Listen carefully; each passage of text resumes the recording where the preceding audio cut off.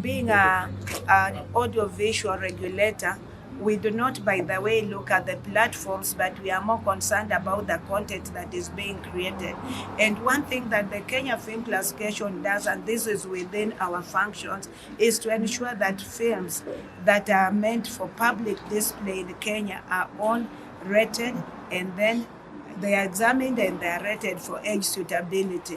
This implies that we ensure that children are protected from exposure to inappropriate content, because we'll have the GE, the PG, we'll have the 16, 18 plus, and anything that goes beyond the law, of course, we will discuss together. The law provides for deleting, changing here and there, and if that does not happen, then once in a while, that is when we may restrict.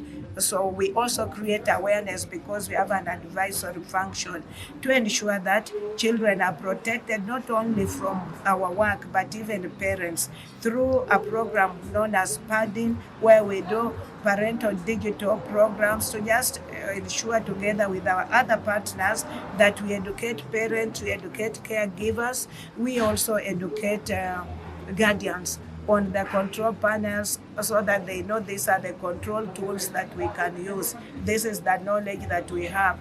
And then together we can protect children from exposure to inappropriate content. We have also been monitoring for compliance, and we monitor for the kind of content that is happening. Even on online, we monitor actually the kind of content for advice. We also monitor so that in case we find people there who are posting adult content in spaces where children are likely to come across that kind of content, then we don't really need to announce, but we go for the individuals, and then we leave the rest for the law to take place. Our law is a bit archaic. It is a 1964 Act. And we are really trying to align it with the Constitution. Like last year, we did new regulations, about 4 of them.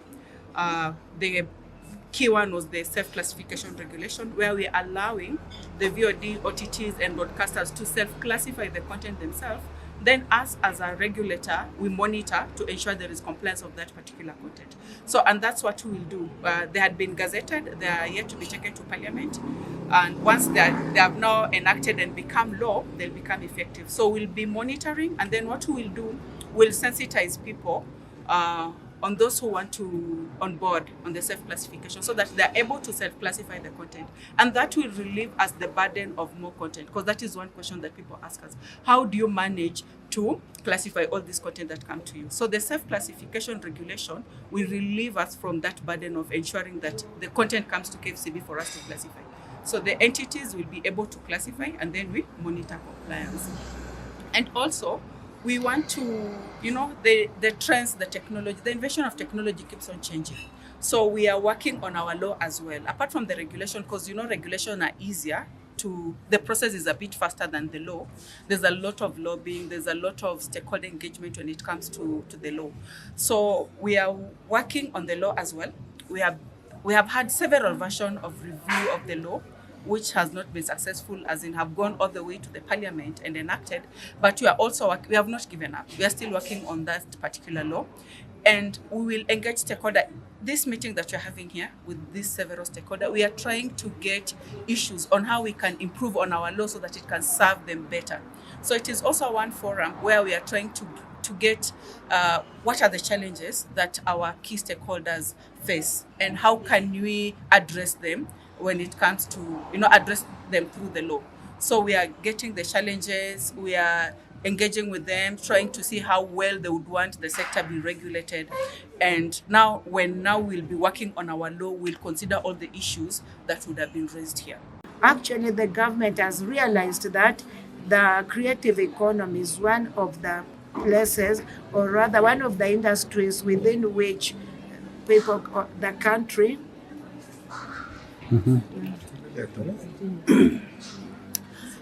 the government has realized that the creative economy is one of the spaces within which, if well utilized, and if actually we identify and nurture the creatives. If we give them the right information, then there can be the opportunities of harnessing job opportunities so that they can contribute positively and contribute more towards the economy.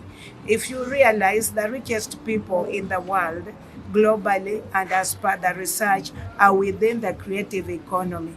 And if you look at our country, Kenya, we have a youthful population.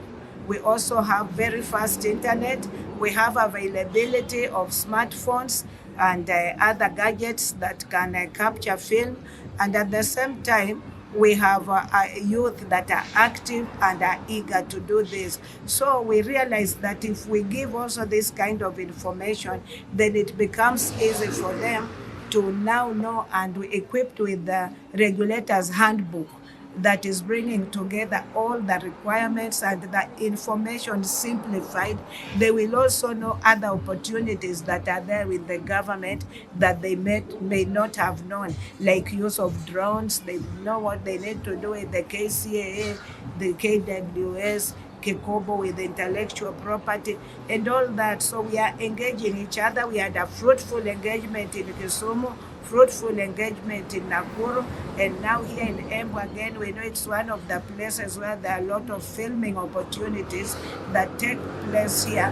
Then at least the creatives will be in a position to ask us questions, to engage, so that by the time we leave, our objective is that we will have created enough awareness that if they are well utilized, then their businesses should move to the next level.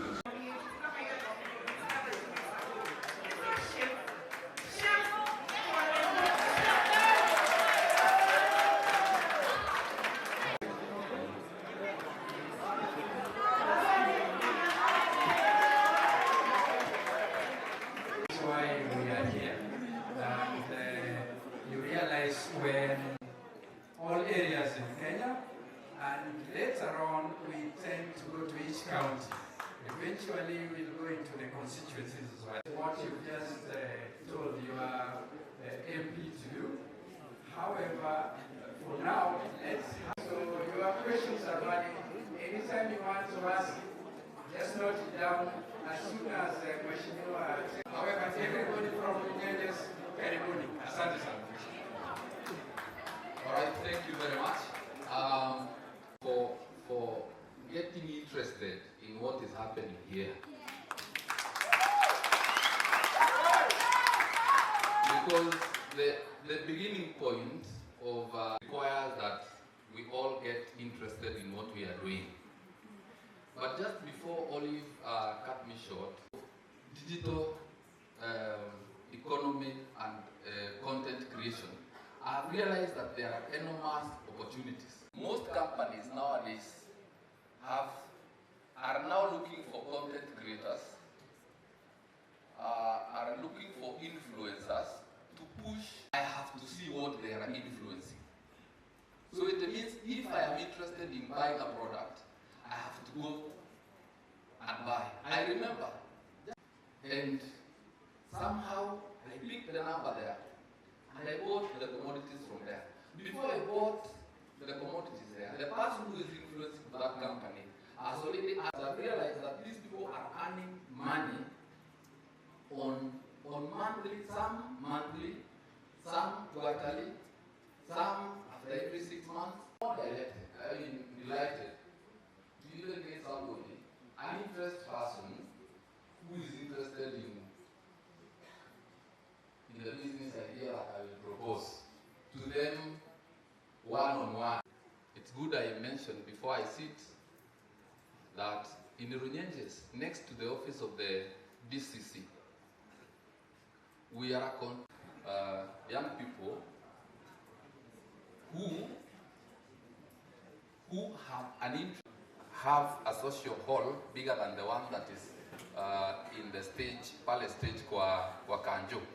So about a social hall in that facility that we are doing next to the office of the DO. Only that it is under construction, but the idea has already been conceived. So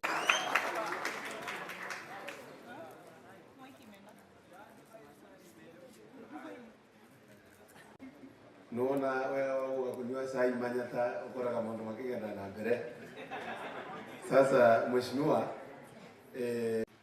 na the fact of the matter, and because you are the chairman labor committee ya bunge, kwa hiyo wangechangia sisi hapa tukunywe chai pamoja kwa sababu ya pesa mingi. But thank you very much ya kusukuma ili iendelee vizuri.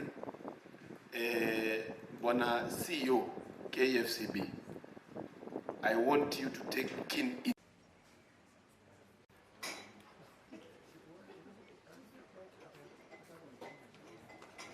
Okay.